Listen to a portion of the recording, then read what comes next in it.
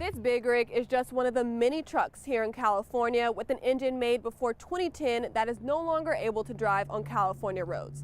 This is part of the last implementation of the California Air Resources Board truck and bus regulation that went into effect at the start of this year.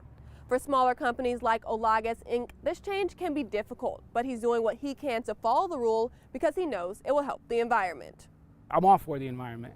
The problem, I think, is a lot of the people making these decisions aren't talking to people like us. Decisions like the passage of the California Air Resources Board truck and bus regulation in 2008, with the first phase of those new rules beginning in 2015. Johnny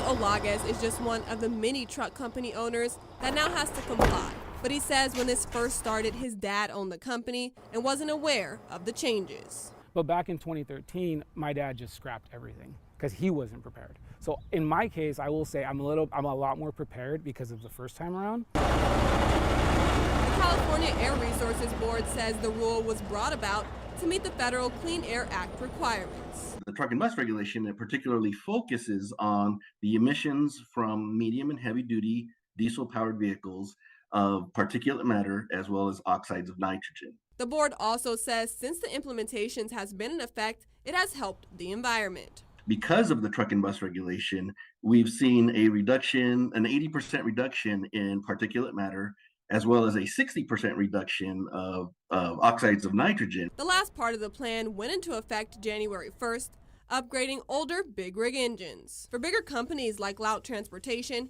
keeping up with the rule is easier. Been up to date with the compliance, and all of our fleet is basically up to date, and the units are basically 2015 or newer. Before Olagues, he says it's affecting his business and wishes he had more input. Reach out to people that have, 10 or 5, 10 trucks or less, right? We're running, I believe, 7 right now, but we just had to park 1, right, because of the law.